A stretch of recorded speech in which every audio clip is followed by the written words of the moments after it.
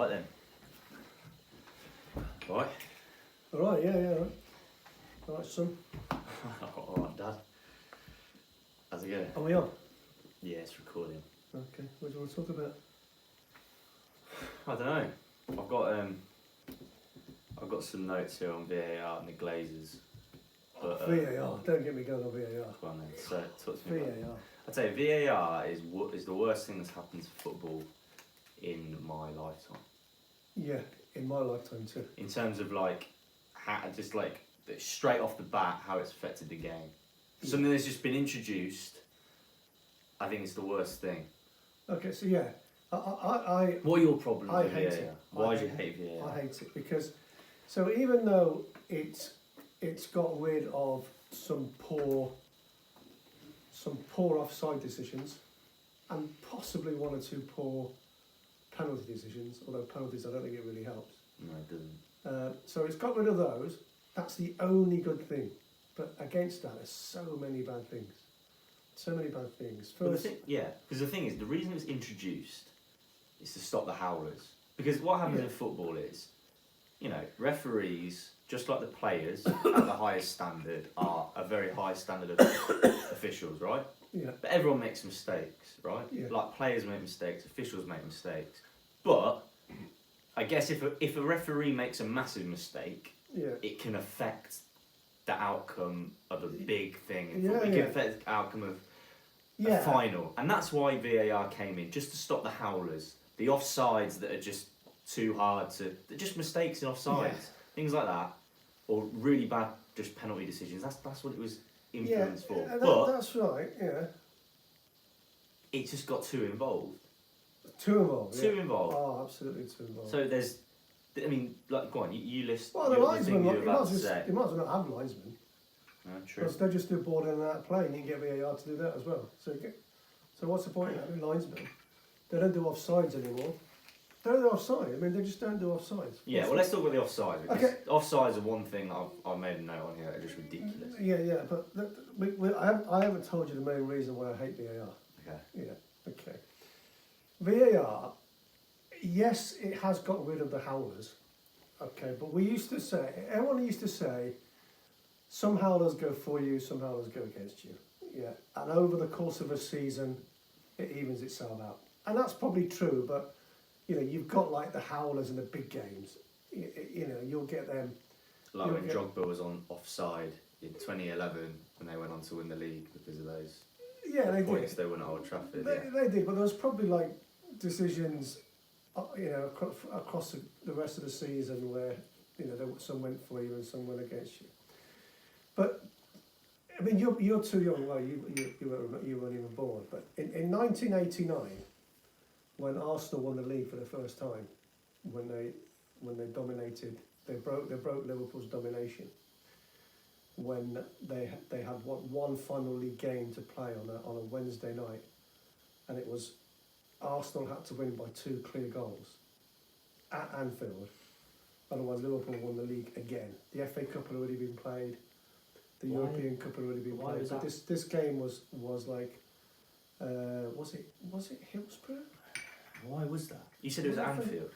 No, was it? There was a game left over because of something. I think it might have been Hillsborough. Oh. So they had to play. A disaster. Was Hillsborough 89? I don't know. I think it might have been. I think it was 89, yeah, because it was the news the other day. So it might have been because of that. There was a game left over, and they had to play. They played it, and it was 0-0, and then Alan Smith scored with about 10 minutes to go, and it was like, Liverpool losing at home 1-0, and if Arsenal get one more goal, they could win this, and somebody played a through ball, and it was Michael Thomas, and he's still and the commentator, the late great Brian Moore, the ITV commentator, was going, it's Thomas, it's up for grabs now, and he scored, and literally, unless you supported Liverpool, everybody went mental, all football fans in Britain, and you could never get that anymore now. You could never get that anymore because you'd think, was Michael Thomas offside? Yeah, even if he scores, he's like, no, I don't know, I'm just going to wait. Even if it goes in, I think I'm going to celebrate, but then Is it? Oh, no, he hasn't put his flag up, and is there a VAR? No, there's no VAR. You're right. Yes. No, and even when it is onside, and even when you know it's onside, you still think. Yeah. You still have that thought. Yeah, you have a thought. And that thought was there a handball somewhere, or was there some? It's taken the enjoyment out of football. What's worse, having a few howlers? Yeah. Or not being able to enjoy the game anymore. Yeah, but I'll tell you one thing. It's terrible at VAR. There is one thing that's arguably, you know they used to, defenders would do it, but attackers would do it as well sometimes, where they'd score, and when they're running off to celebrate, check to see if the flag's up. Yeah. And then carry on. Yeah. Celebrate. Right. That's just, at least that doubt is just gone instantaneously. It's gone. You'd look. And defenders concede, and then they look to the flag, and it's down. I remember years ago, Gordon Strachan playing for Man United against Liverpool, and again I think it was at Anfield again, and somebody played him through. I think it might have been Brian Robson. Played him through, and it's like Strachan's through, and he's onside. He's just got the goalkeeper to beat, and he just slots it past the goalkeeper into the goal. All those United fans are going mental, and he goes up to the Liverpool fans. And he's getting like this. Yeah. And it's like we're all going mental, and it's like you just can't get that because you're always thinking, is he offside? Yeah, it's awful. It's terrible. They've got to scrap it. They've got to. The flag stays down. Oh, is he going to score? Yes, he got mental. That's all gone. I know, and that's like they're like the best moments of your life. Something like those. They're the best. Euphoria. That euphoria is the best thing about football. It's best thing. So, unless somebody takes a shot from 25 yards, and even then you go, was somebody like? Is there a handball in the build-up? Yeah, handball in the build-up. You know what I mean? It's terrible. It's so bad. In fact, I'm contemplating just starting to watch lower league football a bit more, non-league football. There's no VAR, where you can just watch the game. Linesmen, like, they it's either obviously offside, but they wait till like a minute later and then put the flag up. Yeah. Or they just keep the flag down and leave it for VAR. Well, that's crazy. That's crazy. So you've got like what's his name, Edison Cavani. Like he waits till he's sober, doesn't he? He waits. Yeah, and then he does his little. And then he does that. He does that. Yeah, he does it after they've checked it. Yeah, well that takes. Well, when they check it, yeah. Fine. It takes ages to check. You're right. It's like I hate it. I hate it. And penalties. That's not. VAR isn't sorting out whether it's a penalty or not. Not at all. It's just another. It's just like in the old days before you had VAR. The pundits would look at the game afterwards.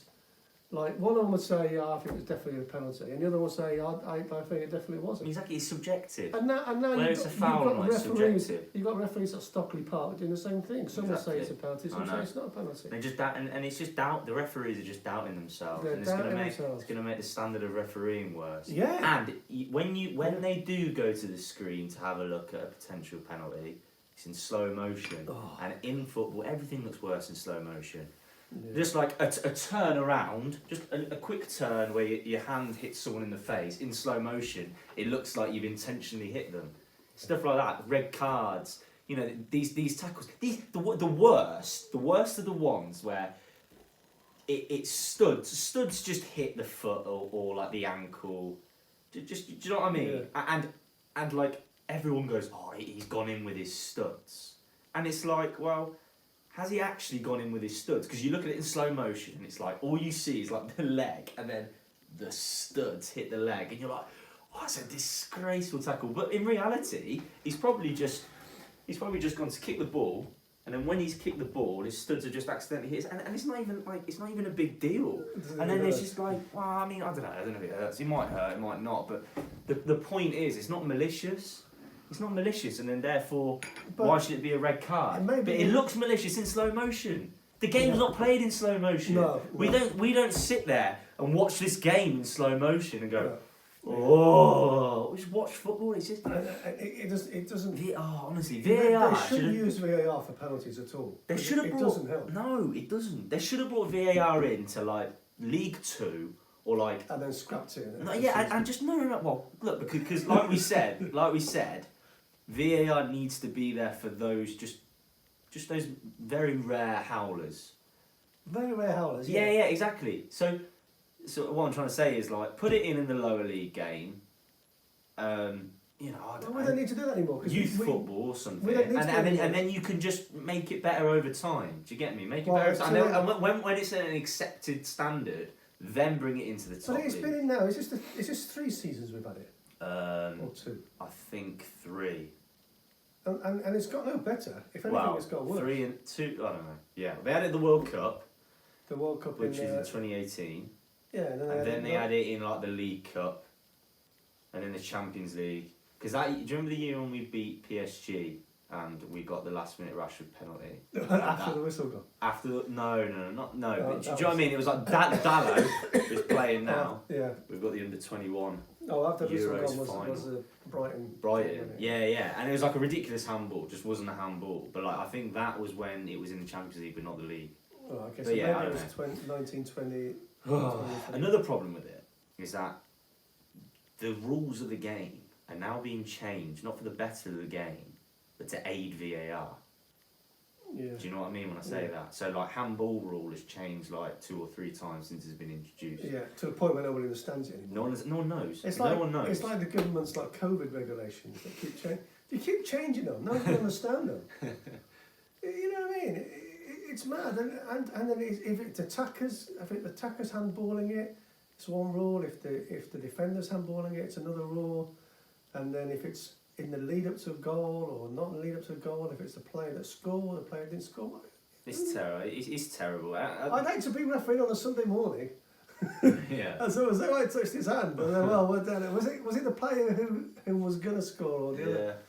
But like you know, that's not right, is it? Like I remember it was you used to ref. What you taught me. You taught me the ball to hand was when it hits your hand, but it's an accident, and that's not handball. But that's fair enough. It just when you're running, and the ball gets smacked and might hit your hand. That's not handball. No, that's an accident. If you're stood there like that and it hits your hand, it's not. Obviously, you haven't intended to hand the ball, but you've intentionally put your hands out to make yourself bigger. That's a handball. Yeah. But now no one knows what it is. No. That is a sensible, logical way to like dictate what is and isn't a handball. Just whether it's intentional. That's all it needs to be. VAR can't tell. VAR doesn't read minds. It doesn't do that. Now we've got like the rule is now. If you're like I don't even know. I don't even know what it is. I don't know what it is. But then it used to be. That's going to change. If there was a handball, if it touches your hand at all, whether it's in the build up to a goal, it's a handball. Because I remember, and they've changed that a little bit now, as to I think it's like if it's in the final part of the play and it hits your hand. It's ridiculous. Is it because I remember Declan Rice scored a goal for West Ham like 2 years ago, and he might have even scored it, but it was a counter attack, and he got the ball on the halfway line. He chested it, and as it hit his chest, it just hit his like elbow and then went into his feet. And then they carried on playing. He did whatever, and then West Ham scored, and he got disallowed. And I was just like, that's a disgrace. So then they've then changed the rules from that to like it's the same. But it has to be a bit closer to the goal where the handball changes the outcome. And it's like, what does that even mean? What if you just like 30 yards out, it touches your hand and you smack it in? Yeah, that's ridiculous. Then obviously the offsides are a joke. Because what? I don't know. Well, in line doesn't exist anymore. He's in line. Well, he's timed his run perfectly. That's not a thing. In line, you can't time your run. Because if your knob's offside and the rest of you's on, you're off. To be in line, you've got to be exactly the same weight as the defender. You've got to be facing the same way as the defender, and you've got your arms and legs. Not the same weight. You've got to have the same body features. Yeah, you have the same size and nose, and the same length of arms. And your feet have got to be moving exactly same jawline as the defender. Yeah, I know. Same size feet. They're not offside. They're never offside. In the old days, and when I say the old days, this was the law for like 100 years.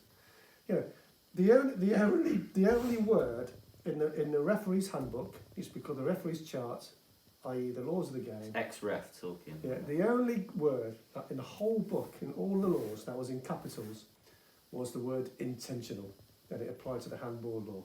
Right. Yeah, that was the only word that was in capitals, it was you know, and offside in line was not offside. Yeah, I know. You know, You give the benefit of the doubt to the attacker, don't I used you? to always say to my linesman, if you're not sure, then it's onside. If it's close, it's onside. Don't be disallowing goals. Yeah, you're right. Because we want to see goals. We're here to see goals. Well, Arsene Wenger, I remember this was like a few months ago, came out because you know he worked for FIFA now or something. Yeah, UEFA. Technical director. So basically, he said that the rule shouldn't, because obviously the rule now is if any part of the ball, any part of your body that can play the ball is offside, you're offside. But he says what it should be is any part of your body that can play the ball is onside, then you're on. Yeah. See, that's good. That's better because it gives that leeway. Well, what if one leg is onside and the other one isn't? So yeah, because one leg's on, you're on. Do you Oh, get me? yeah. But the problem is, what if, like, the defender's foot is far back, so none of you. So you're still in line, but because the defender's leg is the furthest part back, and it's not any part of you, you're then off. That's not right, is it? Oh, yeah. So do you get me? So what I'm saying is, if this is for our viewers, if this piece of paper, this is the lines. So this is the attacker. This is the defender. Okay. Yeah. So right here, the attacker's onside. Okay, because the furthest part of his body, the back, the furthest back part of his body is onside. But if he's then stood like this, he's now offside. Do you get me? Yeah, so that doesn't work. So it doesn't work. It makes it better, but it still doesn't work. Doesn't work either. Guys, so I reckon. What do you reckon? Solution: get rid. Get rid. What they should do is they should say. It'll take years to sort out if it's ever going to work. They should just say go back to how it was, but and play the game as normal. Give the linesman give an onside and offside decision instantly. Mm-hmm. If they've allowed a goal, and that then is clearly and obviously offside, you can disallow it afterwards. Yeah, but hopefully that will help. No, but it's got to be clear. You don't want to be drawing lines. Drawing lines, yeah, ridiculous. It's got to be like someone's like here. Well, that's the line, and you're here. But then the counter argument is, if you're offside, you're offside. Like there has to be a line somewhere. You got the umpire's call, isn't it? Yeah, umpire's call. Umpire's call. That's it. Spot on. That's what was on today. Exactly. Umpire's call is genius. If anyone doesn't know what umpire's call is, in cricket they have video assisted referee. They call it the third umpire. Obviously, in cricket there's something called LBW, which is when whoever's listening will know what LBW is. Basically, if the ball's going to hit the stumps, but your leg is in front and it hits your leg, you're out. Yeah. But you can't always tell because the leg, do you know what I mean? It might be close to the edge of the wicket, so you might be thinking, is it actually going to hit? Basically, there's video technology that can predict where the ball's going to go. But if it's if it's less than half of the ball, which is going to touch the stumps, you go to what the umpire decided. Yeah, so if he said it was out, it's still out. If he said it was not out, it's still not. Exactly, because you can't be totally sure, because it never happened. Yeah. Even though the technology is it's good only enough. if it's clearly missing. Yeah. And he's given it out that you overturn it. It's clearly missing. You give it clearly out. Missing. Yeah, of course, yeah. Or if it's clearly hitting and you're giving it not out, then you overturn it. But if it's close, it might be hitting, it might not. Exactly. It's there to get rid of the howlers and the mistakes. Yes. Yeah. But it doesn't mean that you don't need an umpire. Do you get me? Yeah. Linesman, you don't. And need the umpire's call is still important. Whereas at the moment, you don't care. Yeah. It doesn't matter. The lino might just. Linesman can draw lines with his flag. Exactly, and that's the worst bit of the standard. Exactly. They should just do ball and out of play. The standard will get so much worse with linesmen because they don't need it. Why are they going to really, really try hard to be the best linesman possible? It doesn't matter. No. If every big call they make is just going to get checked anyway. Yeah. It's ridiculous. I reckon get rid. Put it into a lower part of the game, maybe in the National League or League 2 or something. Or the League Cup, I don't know, something. We've putting it in the National League and learning from it. And experimenting. Well, experimented changing it. Because we already know all about it, don't we? We already know all the problems with it. But like, we don't need to put it in League Two to find out more problems with it. No, but we need to put it into League Two to like experiment with the changes, see if it gets any better. Yeah, okay. Do you get me? Because what it does is it just gets it out of the game at the top first, and all those things we said that are wrong with it are gone. Yeah. You might have the odd howler, but you'd rather have the odd howler than what's going on now. Yeah, I'll bring back the howlers. I see. Get rid of VAR. Bring back the howlers. It's the beauty of the game. Football's subjective. Yeah. Football's subjective. If you're a ref, and the amount I always say, if I ever refed any soft penalty, I'm not giving it. I'm telling the striker, get up. You've been a knobhead, get up. It's not a fucking penalty. That's how I'd do it. Someone else might not, but that's the beauty of it. Do you get me? Subjective. Yeah. That word, is it intentional? You as the ref still has to decide whether it's intentional or not. In the opinion of the and like that's fine. Because VAR doesn't solve that. Yeah. So yeah, that's what I think. What do you reckon? Even then they used to say if your hand's up here like that and it hits your hand, that is intentional. If your hand's down your side and it hits your hand, that's not intentional. Yeah. But if you go like that, then yeah. And you can tell in the moment, because as soon as you then watch it back, you doubt yourself. Yeah. VAR has got to go. Got to go. Got to go, but I don't think it is going to go. No, it's not, but because... I'm gonna start watching Leamington games a bit more. Yeah? National League North. No VAR, got the proper lines going. You'll still watch United. You said it. It's like what you said with the Super League. You'll still watch it. People still watch it. I know it's different because it's actually like changing the watching experience directly. Yeah. But you supported United since you were a kid. You're not going to just like... Although all the FC United lot did. All those big moments, A lot of them stopped going. They still support the club. All those big moments, I remember... how many times did the commentator used to say, "Oh, when the flag stays down." Just think Solskjaer at the back stick, 1999 Champions League final. He's on the back stick. You think, he's off. Yeah. All of a sudden, everyone's waiting, and then it's like, he's on. Hey, it's not the same. Those moments. Imagine being like. Honestly, I always as a kid, I always thought like the dream is just to score a winner like at Anfield for United against the Scouts, and you're running pure joy at the away end. Yeah, and you're going past the Liverpool fans first, and you're giving them all that, and then it's just like pure like ecstasy, just pure like joy. That's gone. Yeah. That's gone because you were stood at the back post. That's gone. You don't know if you're on, but you don't know. I watched United this season and last season, but this season in particular, where like when we won 9-0 that time against Southampton, I don't think I celebrated hardly any of those goals because it was because we were like 4-0 up. No, because I just thought, is there going to be a check here somewhere? No, you're right. I've had it every time there's a goal where you think it could be offside. I don't celebrate anymore. Yeah, and it's a shame, No. It's a real shame. No. I think Ethan was saying to me, obviously he's a Chelsea fan.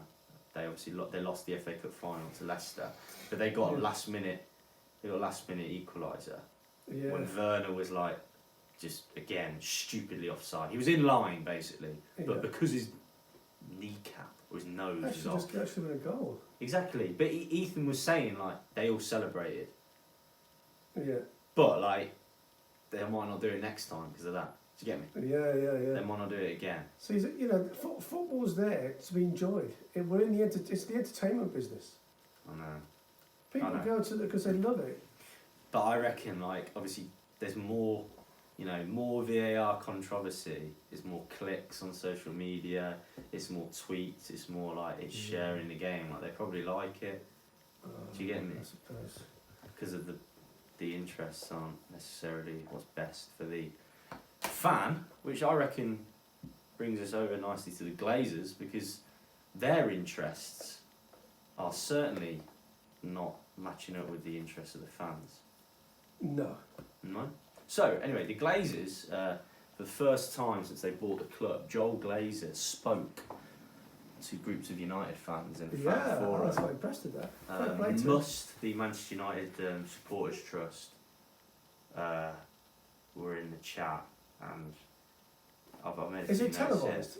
Was that? No, it wasn't recorded, but pretty much what happened was the Glazers chatted a lot of shit about investing in the stadium, training grounds, transfer market, but like wanting to win every competition we play in. Get out of Fucking piss off. It's ridiculous. Yeah, that's Cool. Yeah, but there's wanting to win and there's trying to win. They're never at the I'm game. not saying they're trying to win every competition they're in or do the bare minimum. Honestly, they just. So basically, they chatted a lot of shit about that. They basically said that they've invested £100 million of their own money into the stadium. Doing what? Has the ground got any bigger since they took over? It's bollocks. It's at the club. They've done a little. I went to the ground the other day. They've done a lick of paint. That's all I've noticed. Yeah. They put a Lord Best Charlton statue up. They put a Ferguson statue up. They like moved where the disabled fans are and like improve their access. They're improving to the ground, but are they really? They're making it bigger? No, they ain't done anything. Nothing's been done to the ground. All the training done. Apart from like, you know, the two. Yeah, well that was already started. Exactly. Before Yeah. they... There's a good video by Tifo Football if you want to watch it. Anyone listening, it really explains the problem with Old Trafford and just how the Glazers have done nothing to it, and just other clubs' stadiums have just improved or even built new ones since. They said that they're going to. They said as well. They promised they're going to back Solskjaer this window. What does that even mean? It's just all shit. But there was one thing they said.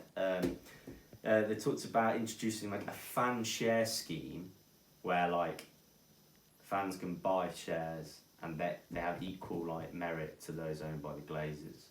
But well, I mean, anywhere near as many. They own 90% of the shares. You can buy United shares on the stock market. The Glazers own 90% of them. Yeah. They're not just going to give up half of them. No, they'll probably give up like 10% of them. And what does that even mean? Nothing. They haven't given any dates. Nothing. They also said there's going to be a fan advisory board just to like.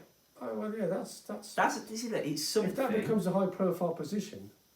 Yeah, I know. If whoever gets it, like, but what are they going to do? It's going to be like one guy in a room, surrounded by all these other people who are going to make a decision, and that person's going to go, "I'm not happy about that," and then go, "Shut up, we are." It's our, yeah, but then it depends if that guy then speaks out and gets some. He could become like the unofficial president. Oh, no, but it's just, he could be the fans president of the club. It's not going to change anything. Gary Neville, I got his. He tweeted. See, I'm as a United fan, I think we're quite lucky with Gary Neville at the minute because he's got such a good like platform. He's very well respected as a pundit, and he's finally speaking out. But he basically said, "My fans forum comments should have committed to paying debt down over the next 5 years because again they didn't mention anything about the debt. Yeah. No dividends for 5 years. It came out that they get about 20 million in dividends every year. All of them together. Yeah. All the Glazers. Which is, I know you could say, oh, it's only 20 million. 20 million coming out of the club every year. Yeah. Dividends. Yeah. They didn't even buy the club. They didn't put any money in. They took a loan out, bought the club with it, and then put the loan on the club. Yeah, and they've done nothing about it. It's been there for 16 years. Great investment, isn't it? Oh, it's ridiculous. Yeah. Great way of making money. What else have you said? Minimum yearly investment into the... So this is what Gary Neville thinks they should have said. That they didn't. Minimum yearly investment into the team for 5 years. Missed an opportunity to show a new Old Trafford and training ground vision. More detail on fan share scheme required. So basically, they've just chatted shit and nothing's going to change. And then nothing's going to change until they go. And we've got to keep protesting. They're not going to go. Keep boycotting sponsors. They're not going to go. But the only benefit is it's something. It gets like that tiny ball rolling. Arguably starts a snowball effect. Maybe. Do you know what I mean? Like this fan advisory board, or I don't know. It depends how many shares they give away. If they gave away like we've got to keep the protests going. Get the we've got to make it so they're just green and yellow scarves. Boycott the sponsors. The only thing is, the thing is, we'll be shit for a few years, but we're pretty shit already. Exactly. And the problem is though, when Man United isn't attractive for them to own anymore, is when we're so shit that we're not making any money, and we'd have fallen so far. Yeah. We're still very profitable. We finish in the top 4 every year. Like that's the trouble. To get to the point where the Glazers aren't making any money anymore, we've got to like go down. During the history of the club's there. That's never going. Down and stay down. Fans will always love the club for the beauty of the history. I mean, when it becomes like ancient history, that's when people start forgetting, and then we'll stop supporting the club, and then that might lose money for the fans. But we don't want that to happen. Just go, leave. So they won't go. Don't buy our club. We're talking about our club we support, and some fucking people own it who just want to make money. Who don't. How? That's ridiculous. Yeah. How sad's that? It's football. It's not. It's not like Tesco. Do you know what I mean? Why don't they buy Tesco and make money in Tesco? Yeah, exactly. But like, how is it allowed? Because they know how to make money out of football, out of sports companies, sports clubs. They know how to make money. They don't know how to. You see, Abramovich, the guys who own Man City, what are they? The Qataris or whatever. Sheikh Mansour. Sheikh Mansour, all them lot. They put in a load of their money personally, because they want their clubs to win. Yeah. Glazers don't want that at all. They don't put any of their own money in. They haven't put any of their own money. Yeah, and they own the club. How does that work? They don't care if they win. They just want to make money. The shareholders meeting last year, there was only 2 football-related questions that were asked by all the investors, because they're quite happy. So it's why they do things like give Phil Jones a 4-year contract, because on a balance sheet, Phil Jones shows as an asset. So it shows as like, that's a good thing. Yeah, because with Phil Jones, we're finishing in the top 4. So let's keep him. Yeah, but that's not the point. The point is, the balance sheet looks good because you've got this player who's nominally worth this amount of money because that's what they just paid him for him. But in reality, he's shit and he don't play. But you see that's the thing, isn't it? So they need to be good enough to keep the level of interest going. But they don't if they win or not, they don't really care. Yeah, well, I think that's why I don't know like the truth in what I'm about to say, but someone said something once about how if we don't qualify for the Champions League 2 years in a row, we like have to pay loads of money back to someone. So I don't know. It's like they might lose sponsorship, which means. Oh yeah, the sponsorship deal was. So that's why. So that's why the club, when we finish in the Europa League that summer, they spend money. Do you get me? Like when we signed. Do you remember when we sorry, spit it out. The season when we signed like Schneiderlin. Schweinsteiger. No. So there was that summer, the summer when Van Gaal came in after Moyes finished 7th. Yeah. We signed loads of players. There was the summer when Van Gaal got sacked and won us the FA Cup. Mourinho took over. We signed like Ibrahimovic. Who else did we sign? Who did we sign that summer? Di Maria, Falcao. No, that was before. Do you know the side that went on to win the Europa League? Pogba. Signed Pogba. Like Mkhitaryan. There was more. Bailly and Lindelof. They were like 40 million each at the time. What about Lukaku? When was? No, so then Lukaku was. The year before. Year after. I don't know. The point is, and then it happened with Solskjaer when we signed up Maguire, Lindelof, Wan-Bissaka, all these players for a lot of money. It's just to improve the squad to get us in the top 4. So we're not set up to win. We're set up to like. Do you know what I mean? It doesn't matter what Solskjaer's doing.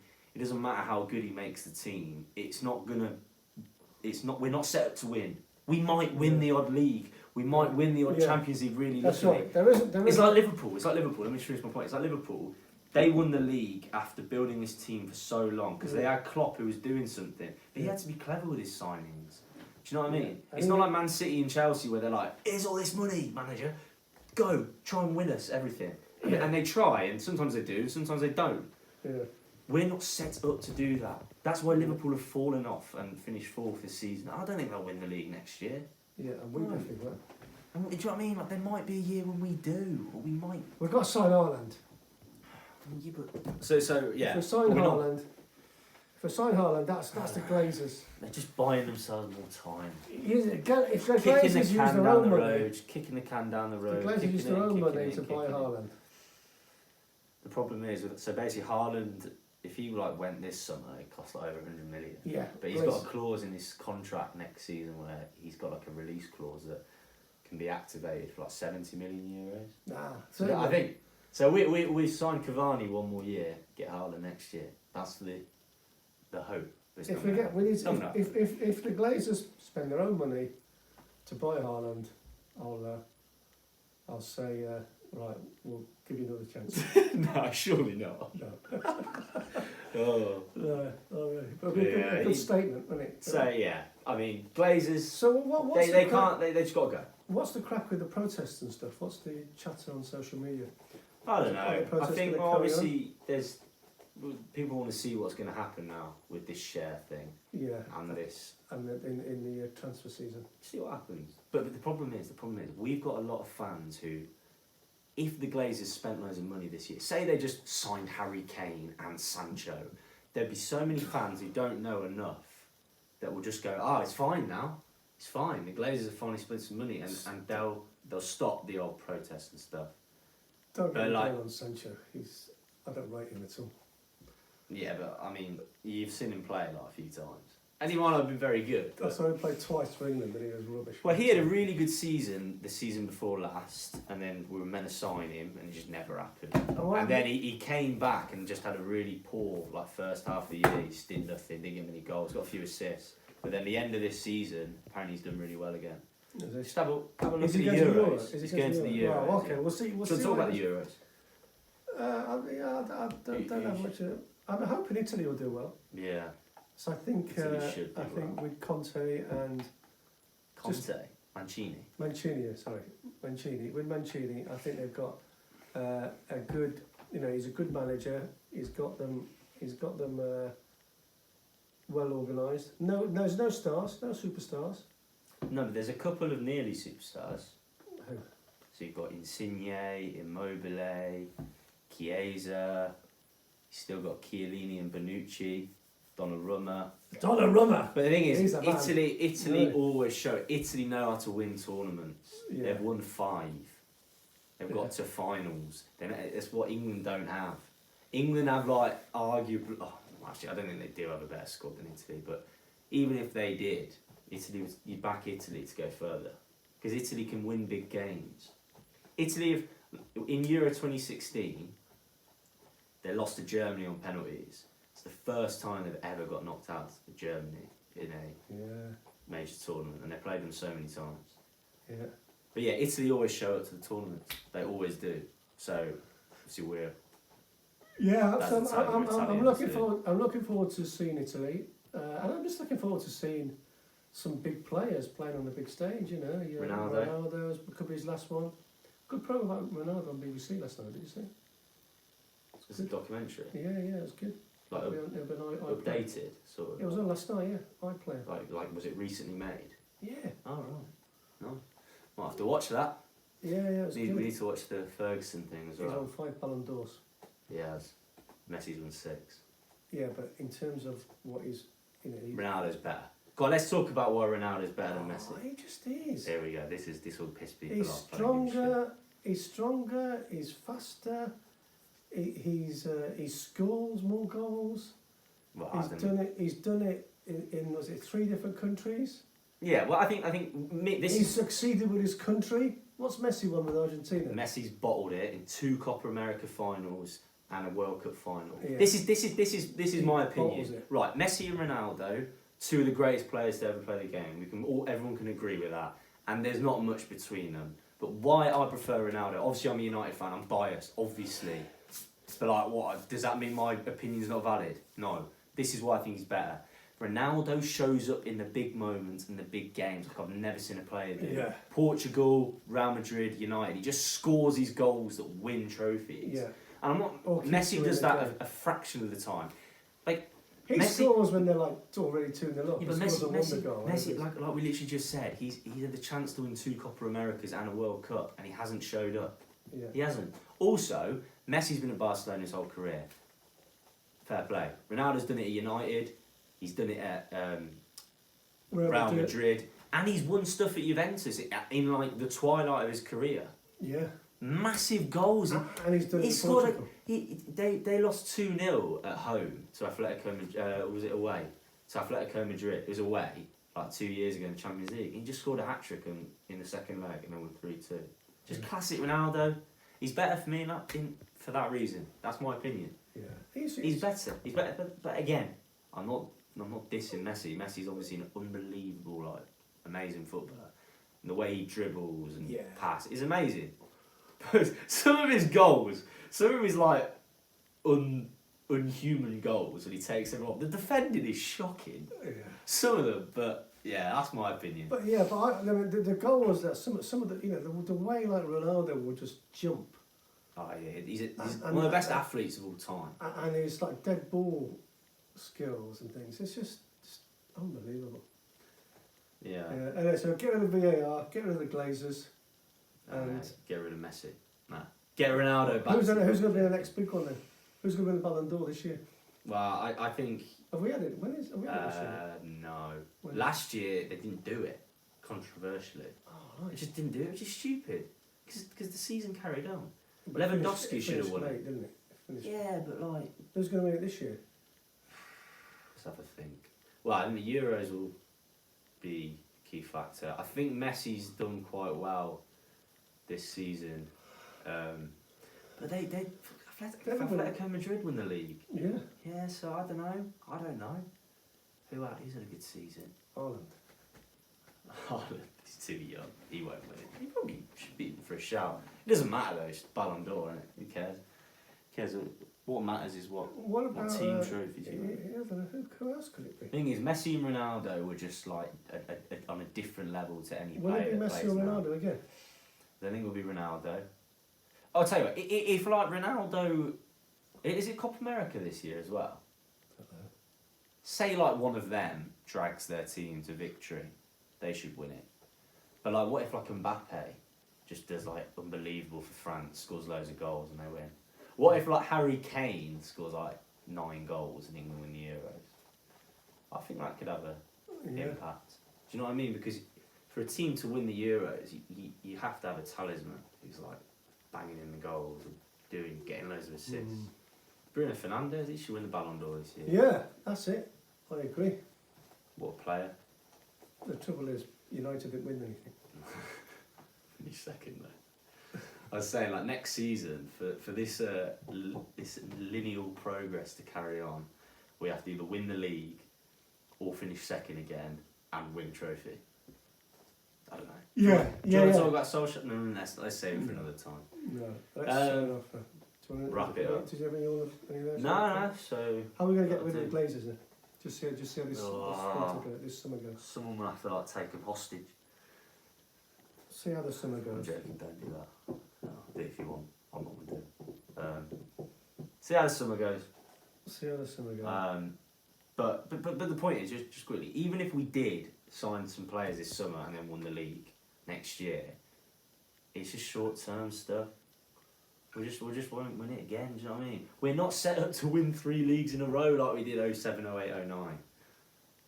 Did United win 3 leagues in a row in like 99? Yeah, the year 2000. The year 99, 2000, 2001, yes. Decent. Yeah, it's good. So yeah, who's going to win the Euros? Last thing to say, yeah. I'm going to say Italy. I think they have a chance because they actually have a good squad this year. Like it's a bit like the squad that won in 2006. Like no superstars. Actually, no, because there were superstars in that team. You had like Totti, Pirlo, Cannavaro, Nesta, Buffon, Gattuso, Camoranesi. But some of those players like Del Piero, Luca Toni. But how many of them were superstars before that World Cup? But that's amazing, huh? How many of them were superstars before that World Cup? Quite a lot of them. Cannavaro. Well, Cannavaro won the Ballon d'Or that year. Yeah. Defender. He won the Ballon d'Or that year. What? Like that just shows how amazing he was. What a player. Right, that'll do. Wrap it up. I think it will be. I don't know. Someone. See ya.